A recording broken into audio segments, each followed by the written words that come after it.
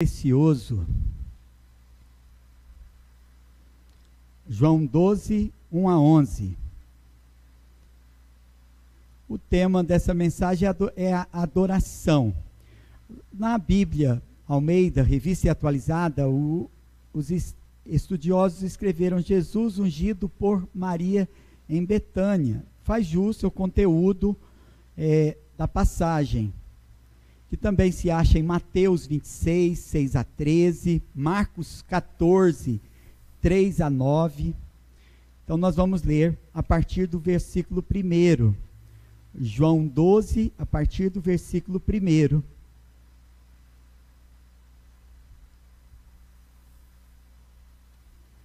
Diz assim então a palavra do Senhor. 6 dias antes da Páscoa, foi Jesus para Betânia, onde estava Lázaro, a quem ele ressuscitara dentre os mortos. Deram-lhe, pois, ali uma ceia. Marta servia, sendo Lázaro um dos que estavam com ele à mesa. Então Maria, tomando uma libra de bálsamo de nardo puro, muito precioso, ungiu os pés de Jesus e os enxugou com os seus cabelos. E encheu-se toda a casa com o perfume do bálsamo. Mas Judas Iscariotes, um dos seus discípulos, o que estava para traí-lo, disse: por que não se vendeu este perfume por 300 denários e não se deu aos pobres? Isto disse ele não porque tivesse cuidado dos pobres, mas porque era ladrão, e tendo a bolsa tirava o que nela se lançava. Jesus, entretanto, disse: deixa que ela guarde isto para o dia em que me embalsamarem, porque os pobres sempre os tendes convosco, mas a mim nem sempre me tendes.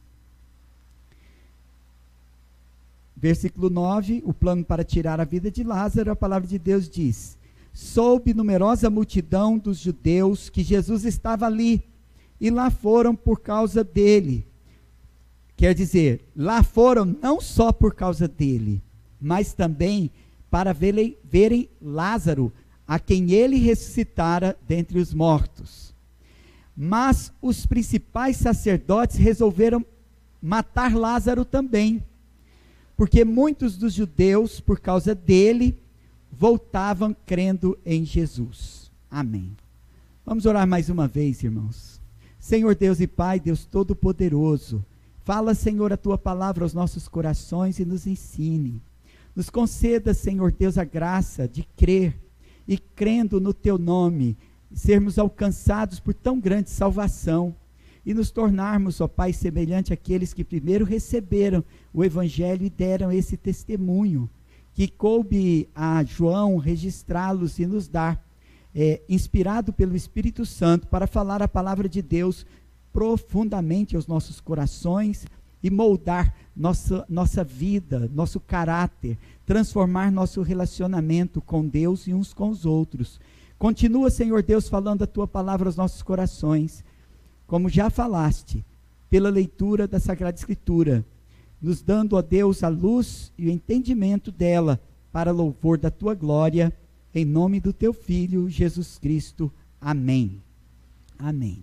Então, irmãos, aí a esse ponto, já foram apresentadas provas abundantes dos milagres realizados por Jesus, os quais comprovam que Ele é o Cristo. Então, João disse que foram inúmeros os feitos de Jesus, e que se fossem todos registrados em livro, olha o que diz, não caberia tantos livros no mundo. João 21, 25 disse, João, há porém ainda muitas outras coisas que Jesus fez, se todas elas fossem relatadas, uma por uma, creio que nem no mundo inteiro caberiam os livros que seriam escritos, né? Naquele tempo não existia pendrive, os livros eram bem maiores também, né? Então faz todo sentido, mas mesmo o que ele quer nos dizer é que os feitos de Jesus foram numerosos e não estão todos registrados. Então, como a ressurreição de Lázaro, depois de 4 dias morto, né? é um tempo suficiente para que essa morte não fosse contestada. Então muitos estavam presentes também, testemunharam, outros ouviram os relatos e viram o ressuscitado, entrando e saindo entre eles. Então houve uma ceia em Betânia, onde Lázaro estava sentado à mesa. Então havia outros convidados e o mesmo alimento, o que prova que sua ressurreição foi em carne e osso, porque ele comia do mesmo alimento servido à mesa para eles. Não era uma visão de um espírito, mas realmente Lázaro ressuscitou dos mortos. O propósito de Deus aqui era anunciar o seu poder para outro fato mais importante ainda, e ainda mais poderoso, a sua própria ressurreição, a futura ressurreição dos mortos, no dia determinado por Deus, e a vida eterna. Então, depois da ressurreição e antes da sua ascensão, Jesus Cristo também esteve entre eles, e também comeu com eles várias vezes, para que ninguém duvidasse que a sua ressurreição também foi em carne e osso, uma ressurreição corpórea, física, ou seja, do corpo de Jesus, conforme descreve Lucas 24, nos versículos 42 a 43. Então lhe apresentaram um pedaço de peixe assado e um favo de mel, e ele comeu na presença deles. Então o capítulo que agora começamos, marca o fim da divisão anterior, e termina a divisão mais importante do Evangelho de João. Encerra-se então os discursos públicos de Jesus aos fariseus, aos judeus incrédulos de Jerusalém, e a partir de agora começam os registros das experiências pessoais dos discípulos, e do que Jesus lhes disse em particular. Em uma época de incredulidade e ceticismo abundante, a ressurreição de Cristo é um fato que precisa ser proclamado. Como foi questionada a ressurreição de um de seus discípulos após poucas semanas do acontecimento, tão próximo de Jerusalém, é claro, irmãos, que outros colocarão em dúvida a própria vitória de Cristo sobre a morte. E se acreditarmos então que Lázaro saiu da sepultura, não duvidaremos que Cristo também ressuscitou. Se acreditarmos que Cristo ressurgiu dentre os mortos, com esperança o aguardaremos. Nossos irmãos mortos ressuscitarão primeiro, mas o mais importante é que Jesus é o Cristo, ou o Messias, o único mediador, e podemos ter a certeza da nossa própria ressurreição, porque Ele é o nosso Salvador. Então Jesus ressuscitou e saiu da sepultura, e o infiel pode tremer, porque ele vive, e o fiel pode se alegrar, pelo mesmo motivo. Qual é o significado desse bálsamo, ou perfume caríssimo, que Maria derramou sobre Jesus, ou sobre seus pés, em Betânia? Afinal, por que um produto tão caro não poderia ser vendido, a fim de socorrer os pobres com o seu valor? Parece que essa proposta é uma proposta muito razoável. O que essa palavra requer de nós, discípulos de Jesus Cristo, nos dias de hoje? Não retenha o bálsamo, não hesite, derrama-o como oferta ao Senhor. Eu quero saber, pastor, como que eu posso também derramar o bálsamo, ou não reter o bálsamo, e assim derramá-lo como oferta ao Senhor? Não retenha o bálsamo, não hesite, derrama-o como oferta ao Senhor. Primeiro, aprendemos aqui essas lições, claro que nós podemos tirar várias lições, 7, 8, 12, 15 lições, mas eu prefiro ficar apenas 3 lições para hoje, e algumas outras conexões, com outras lições que o Espírito Santo vai acender nas vossas mentes. Primeiro, a dedicação voluntária e o desapego material do fiel. Segundo, as marcas do infiel são a hipocrisia e a avareza. Terceiro, aquele que recebe graça se torna uma testemunha. Então, primeiro, vamos a dedicação voluntária e o desapego material do fiel. No primeiro versículo, então, de João 12, a palavra de Deus nos diz que 6 dias antes da Páscoa, foi Jesus para Betânia, onde estava Lázaro, a quem ele ressuscitara dentre os mortos. Então, o contexto dessa passagem é muito claro. 2 dias antes da Páscoa, depois de Jesus ter operado muitos sinais, Jesus está no interior de uma casa comum, de pessoas comuns, em comunhão, como era seu costume. É um fato memorável que vai acontecer nesse momento tão simples e comum, de comunhão entre irmãos. Não é a descrição de um grande evento que recebe importância das pessoas, mas um ambiente de comunhão com os irmãos na presença de Jesus Cristo. Nosso Senhor é um homem de muitas reuniões, e de muitos amigos e de comunhão. Lázaro estava vivo, porque sua amizade era preciosa para Jesus. Embora Cristo fosse perfeito, ele também mantinha amizade com pessoas imperfeitas, e esse é o caso. João 12:2 diz assim: deram-lhe, pois, ali uma ceia. Marta servia, sendo Lázaro um dos que estavam com ele à mesa. Então Marta faz o que lhe convém, serve porque gosta de servir, por isso ela dedicaria sua vida toda servindo às mesas, a Jesus, aos seus discípulos, não somente com a sua casa ou na sua casa, mas onde estivessem reunidos uns com os outros, na presença de Jesus. Então nós somos informados, irmãos, que essa ceia foi oferecida na casa de um homem chamado Simão o leproso, conforme Marcos 14:3. Mas certamente deveria chamar-se Simão o curado, porque naquele tempo um leproso não poderia estar à mesa no interior sequer da cidade, quanto mais no interior de uma casa cheia de convidados, em um dia de festa. Mas era Marta que servia, porque sua disposição era de servir, e não de se aparecer, mesmo que não fosse a festa dela, dada para ele na sua casa, ela servia igualmente, quando ela estava em sua casa, oferecendo a Jesus o seu jantar.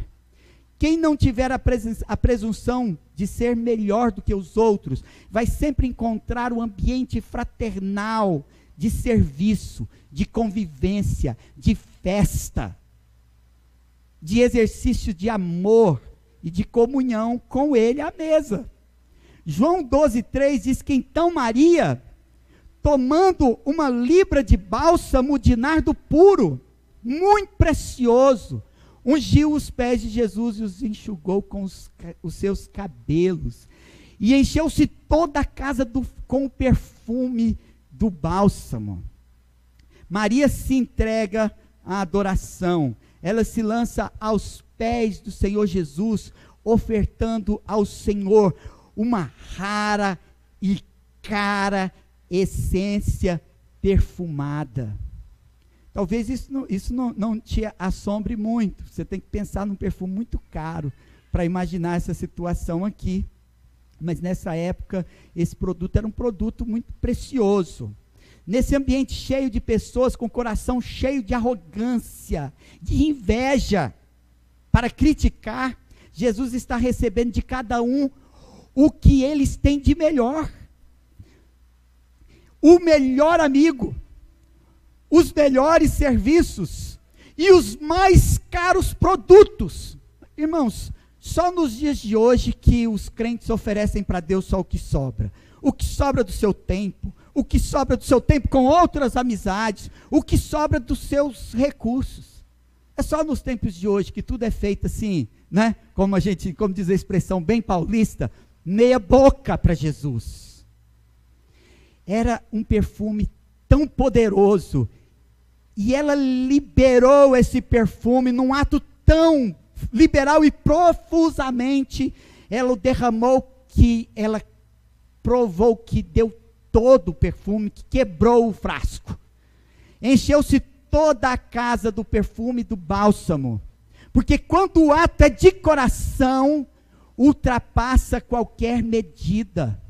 E ali estava sentada aos seus pés, como antes, sentada para servir, com o ouvido, ouvir as palavras, encontrava aos seus pés a paz, a consciência tranquila e a convicção do perdão de seus pecados. Ali ela estava com seu irmão Lázaro, vivo, bem vivo, ao lado de seu mestre, o irmão que saiu da sepultura. Então a oferta de Maria, ela era proporcional à gratidão e amor, pois tanto recebeu de sua livre graça, agora ela também pode dar-lhe livremente. Aqui, então, neste cenário, não tem lugar para mesquinharia, hipocrisia, avareza. Isso é totalmente impróprio, irmãos. Pois quem recebe com abundância, verdadeiramente com abundância, doa liberalmente. Deixa para economizar consigo mesmo, com seus próprios prazeres e deleites, mas não com o seu Salvador. Não. Pois quem doa com avareza não dedica a Deus, mas a homens. Faz isso por si mesmo, ou para se aparecer, como quem doa uma migalha. Não, eu não estou falando de uma oferta pequena. E alguém pode pensar agora na oferta da viúva. A oferta da viúva, proporcionalmente, era uma oferta que nenhum de nós talvez seja capaz de entregar uma vez na vida, algum dia.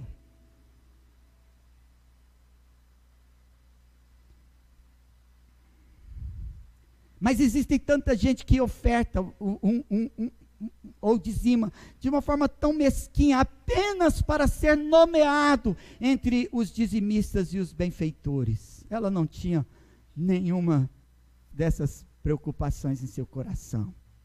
Quem dedica a Deus verdadeiramente também não conta vantagem, e não faz conta dos gastos, dos esforços, quando faz para Cristo. Jesus recebe o que você faz, quando você faz de todo o coração, o melhor que você pode. Isso é tudo que você pode dar para Deus.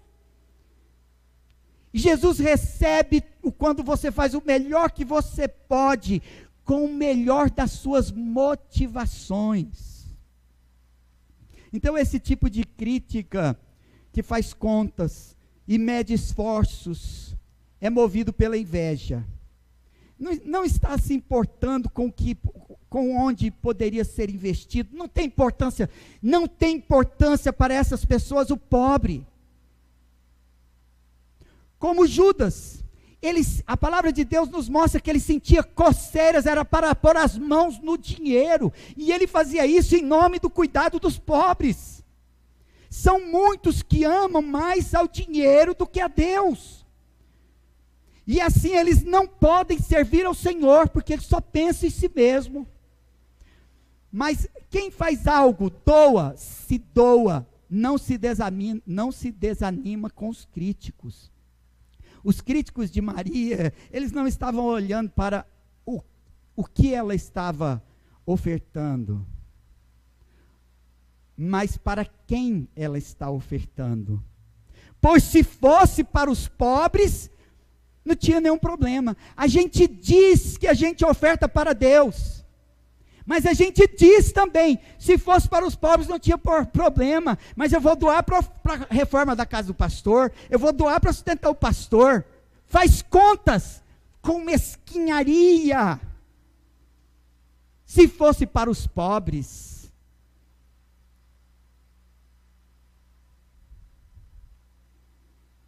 mas era para Jesus. Era para Jesus ontem, era para Jesus hoje, era para Jesus, vai ser para Jesus amanhã, mas a gente está sempre fazendo a medida. Para quê? Para quem? Não é assim? Afinal, para os pobres pode, mas para o mestre não pode. Sentiu inveja pelo que se fazia aos outros, porque não era para eles. Como se dissesse, esta glória é para ele, não é para mim.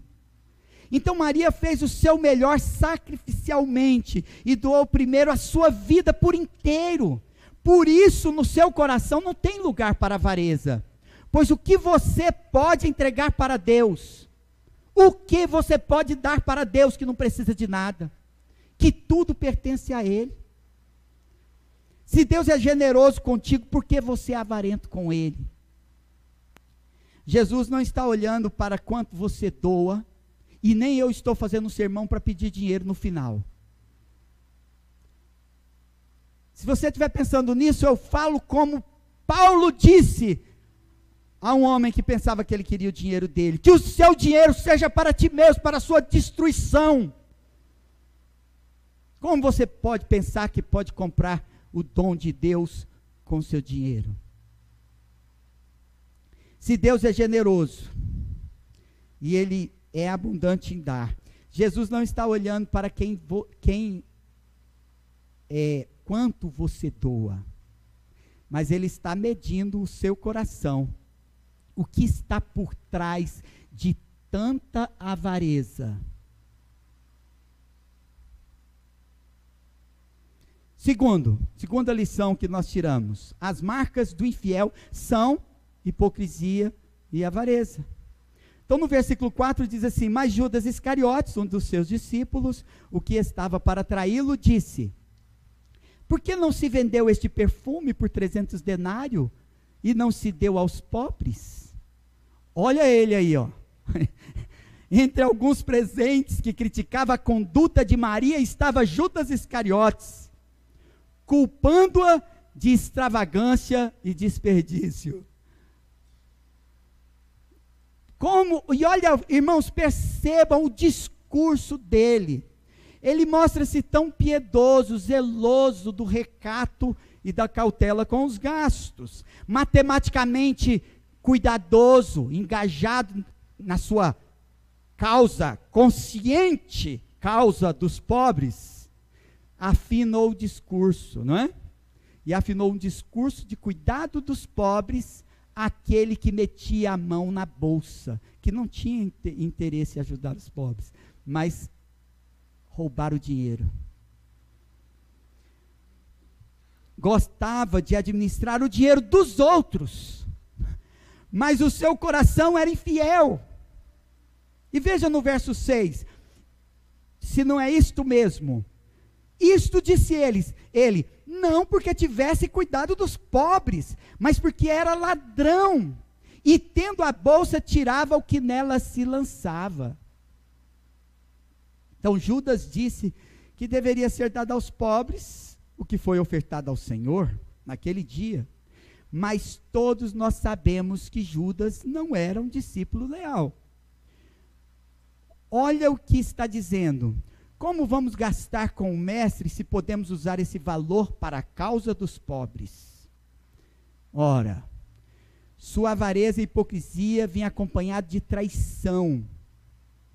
O peso e medida desse desleal, ele usa para medir os outros. É a sua própria deslealdade, porque quem não é confiável lança desconfiança sobre os outros. Então não era porque se preocupava com os pobres, afinal, ele não participava de nada. Ele não doava e não se entregava por inteiro.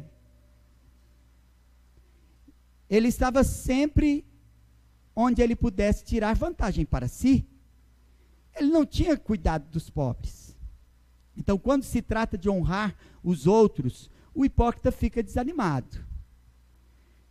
Porque ele oculta no seu coração corrupto a intenção de tirar vantagem pessoal e trazer a glória para si. Então Judas, ele não quer cuidar dos pobres ou dar glória a Cristo, porque Judas é um traidor do direito, ele rouba a honra, ele rouba a dignidade, e se ele pudesse, roubaria até a glória de Cristo. Então João, no versículo 7, Jesus disse: deixa que ela guarde isto para o dia em que me embalsamarem, porque os pobres sempre os tendes convosco, mas a mim nem sempre me tendes. Às vezes, quem economiza no cuidado dos seus ainda vivos, vai tentar compensar isso com o que economizou, ou o que economizou nas pompas do funeral. Mas não é uma atitude razoável, racional. Maria, sem saber, ela entregou na hora certa, ela perfumou o corpo de Jesus na hora certa. A obrigação para com os pobres é diária, mas algumas causas são urgentes e necessárias. E a causa do outro, ela é sempre urgente e necessária, mas a gente não julga assim. Nós devemos fazer nossos elogios aos outros enquanto dá tempo. Nós devemos apoiar uns aos outros e dar flores aos vivos enquanto há tempo, porque depois nós vamos fazer isso ao defunto. As mulheres que resolveram embalsamar Jesus, ir lá, embalsamar o seu corpo na sepultura, depois, não tiveram tempo. Maria antecipou-se e o fez. Quando ela se dispuser a fazê-lo, Jesus já tinha ressuscitado dentre os mortos. O seu corpo não foi encontrado. E esse privilégio foi de Maria. E Jesus Cristo disse que por isso ela seria lembrada. Então, quem é avarento com alguém tem uma baixa visão da dignidade dela. Às vezes falta reconhecer, tão tarde. Nós somos muitas vezes zombados, nós ouvimos coisas sobre nossos dízimos e ofertas. Geralmente a gente escuta. Talvez você até já tenha falado, porque entre nós também tem esses que são dessa mentalidade, né? Vai dar dinheiro para o pastor. Né? Vocês não já ouviram? Pergunto se vocês já ouviram, porque se eu perguntasse, quem aqui já disse? Eu acho que se alguém dissesse, não ia ter coragem de se manifestar. E alguns, infelizmente, não honram seus dízimos, pois respondem às indagações da avareza com mais avareza. Com o argumento de Judas, não, a igreja também ajuda os pobres. Não dou dinheiro para pastor. Não é assim? Judas era avarento. E ele era avarento principalmente para o que se fazia a Cristo. Porque Judas, por inveja, o traiu. Como muitos outros judeus, escribas e fariseus, hipócritas. Judas tinha uma visão baixa com relação à dignidade de Jesus e com relação às suas obrigações para com o Senhor. Seu coração era frio, e um coração frio e uma mão mesquinha geralmente vêm juntos. Então o hipócrita, ele é sempre reprovável, e quanto mais ele discursa, mais ele mostra sua incoerência. Ele diz para os outros o que não deve fazer e faz. E em tudo que faz, ele tem a intenção oculta de tirar alguma vantagem ou trazer glória para si mesmo. Não dar a glória a Deus. Então existem cristãos de espírito semelhante nos nossos dias. Eles não têm zelo verdadeiro pela honra de Cristo. Eles dispõem de despesas enormes para seus divertimentos, comércio, ciências, porque eles aprovam o que eles acham que é certo e sábio. Mas quando o assunto é igreja e a causa do evangelho, a palavra de Deus, o conhecimento de Cristo na terra. Eles acham que tudo é desperdício. Por isso, pesquisadores a respeito do comportamento dos crentes dizem que os crentes gastam muito mais com Coca-Cola, jogos do que com ofertas missionárias. Eles investem mais em futilidades do que tempo para serviço a Deus. E o Facebook está aí como uma boa testemunha do tempo de oração que não tem sido investido. E existem aqueles que ainda dizem que os que fazem isso são idiotas. Os que dedicam do seu tempo, dos seus bens, e honram a Deus com suas vidas. Então existem os negligentes que justificam o seu próprio atraso ou a sua omissão com outros objetivos puramente cristãos, uma pretensa preocupação com os pobres ou com a sua própria casa. No entanto, eles revelam o desprezo que eles têm pela causa de Cristo.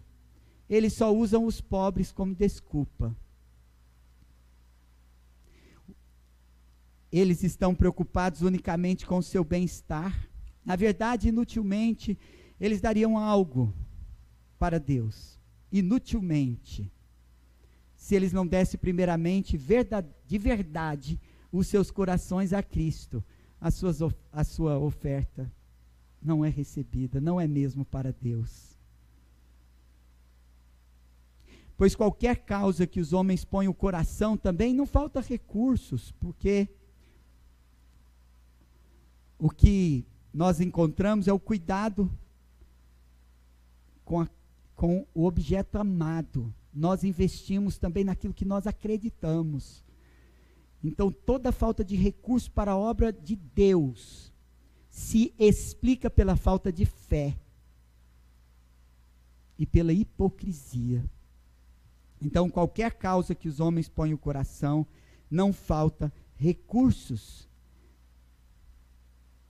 Então, cuidado com a incredulidade e a avareza, pois o exemplo de Judas consiste em uma grande advertência para nós. Judas era um homem escolhido diretamente por Jesus Cristo e compunha o colegiado mais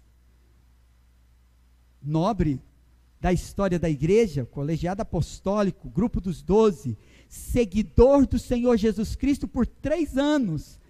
Ele viu milagres, ele ouviu dos próprios lábios do Senhor seus ensinamentos, ele recebeu o pão das suas mãos, mas era um traidor.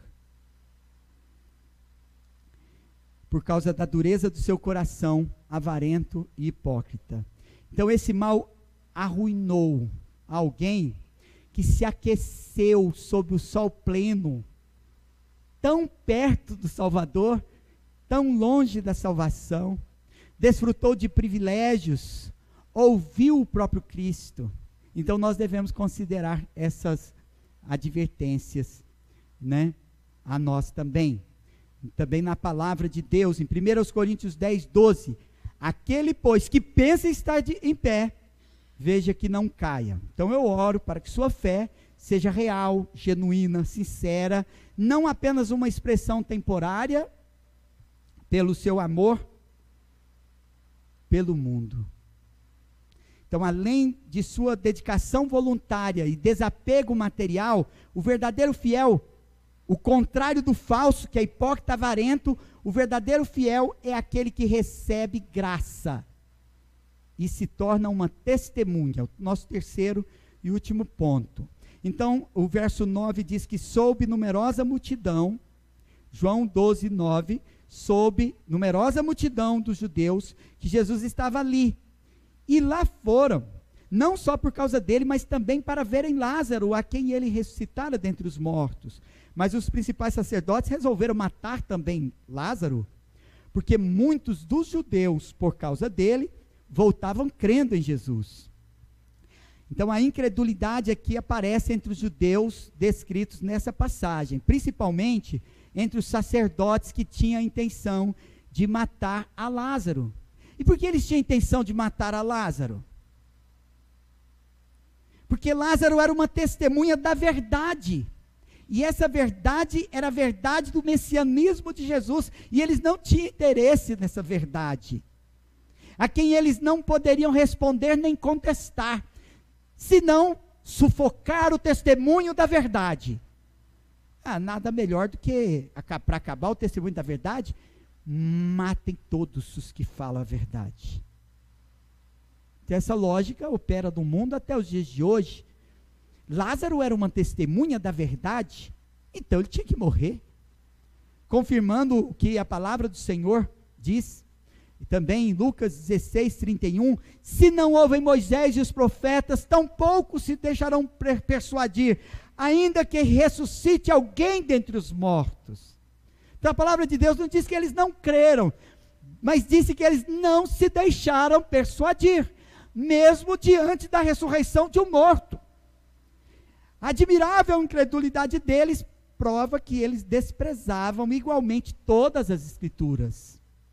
Então Lázaro ganhou sua vida novamente para a entregar, pois Lázaro estava destinado ao martírio. Porque o que recebe a graça de Deus será odiado pelos ímpios, mesmo que Lázaro permanecesse em silêncio, mesmo que Lázaro se esforçasse para não dizer nada, para não ser ofensivo a alguém, ainda seria um testemunho vivo do poder de Deus. E os ímpios olhariam para ele e diriam: tem que morrer. A rejeição a Jesus é uma prova de incredulidade, porque isso implica tanta coisa que eu não admito, que eu não quero. E aqueles que pensam assim é porque são orgulhosos, e estes aqui ainda eram orgulhosos e cruéis, porque eles estavam dispostos a matar a Lázaro também,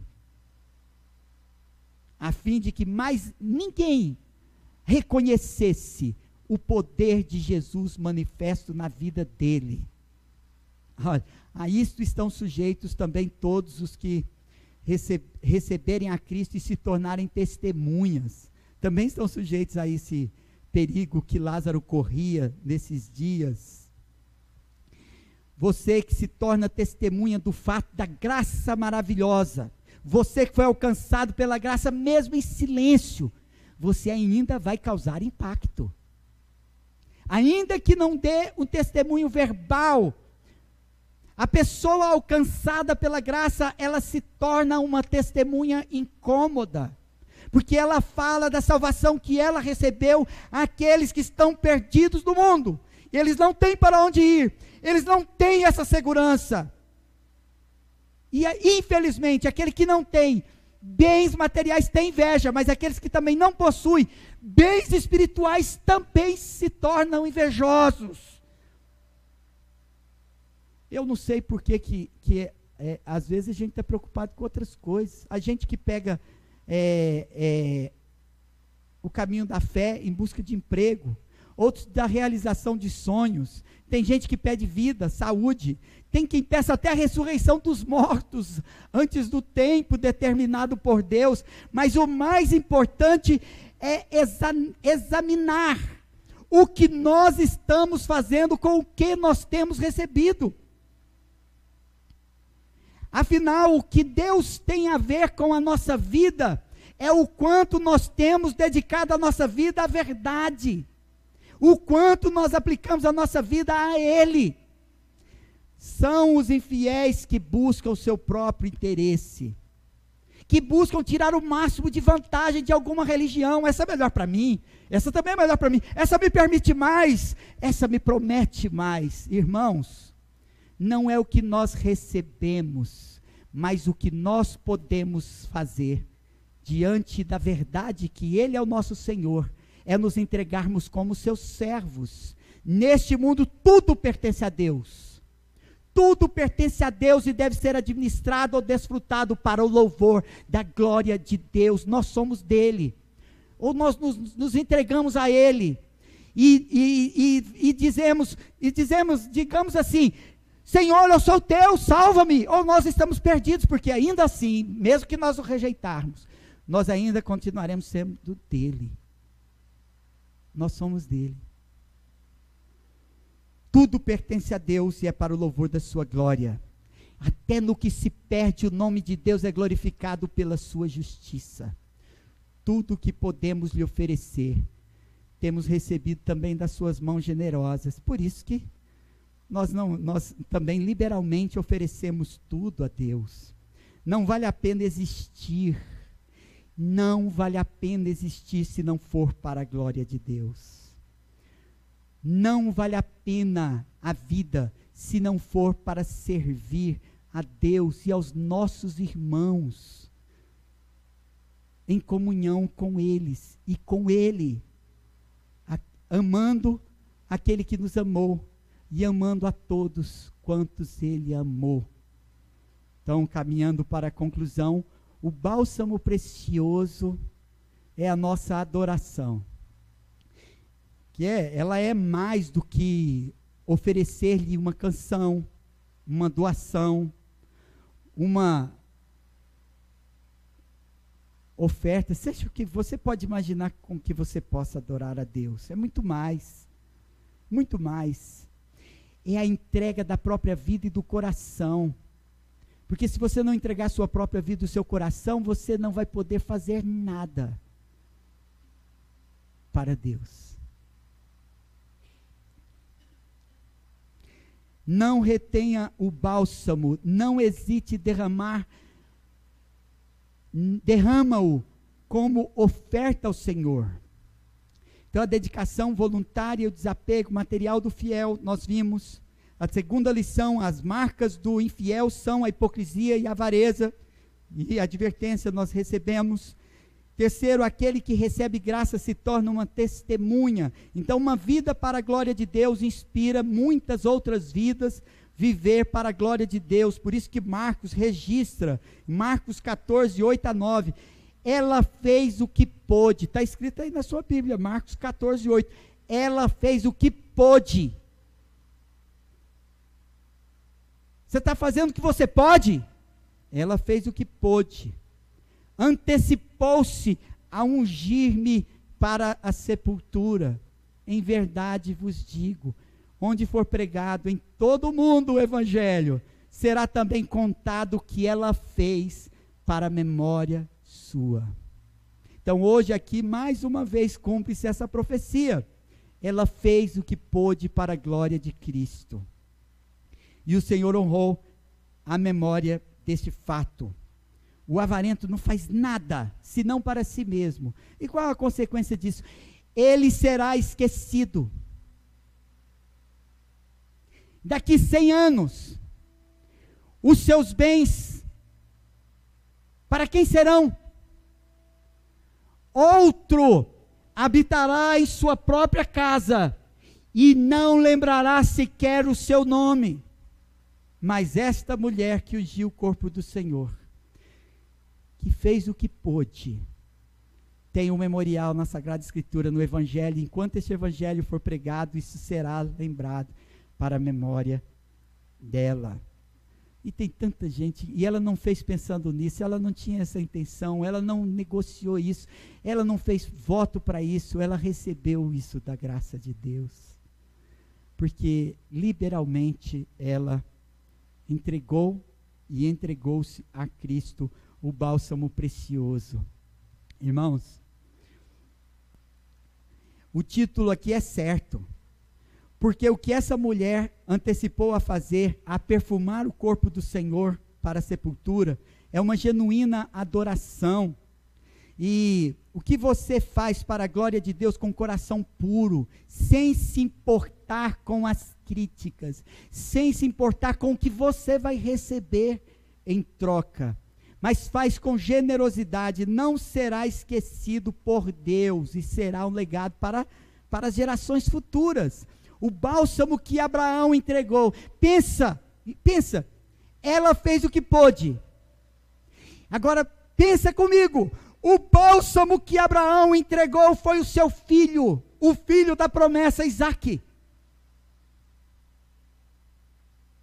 O bálsamo que Ana entregou foi o filho que pediu a Deus com lágrimas. Deus Pai entregou o seu próprio filho para que não faltasse o bálsamo, para que nossa adoração fosse aceitável por aquele a quem constituiu o único mediador. Então, por essas figuras tão fortes aqui tomadas da Sagrada Escritura, porque a adoração é tão preciosa, irmãos, como a renúncia a si mesmo e a consagração da vida, dos dons, dos bens que possuo, tão necessária, a verdadeira adoração. Jesus nos quer por inteiro. Ele será o primeiro, ou não será nada, irmão, irmã. A nossa vida é um precioso bálsamo.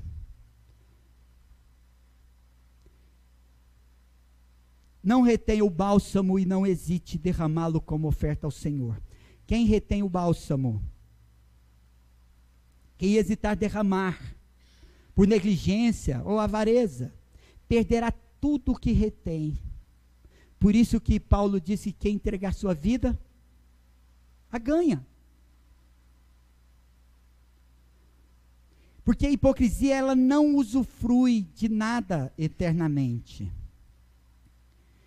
Tudo que o avarento possui, não possuirá para sempre. O fluido da nossa vida é o bálsamo mais precioso que Jesus comprou com o seu sangue. É o bálsamo mais caro do mundo, para ser derramado como oferta ao Senhor. Para quem será o seu bálsamo? Jesus disse: eu sou o caminho, a verdade e a vida. Ninguém vem ao Pai senão por mim.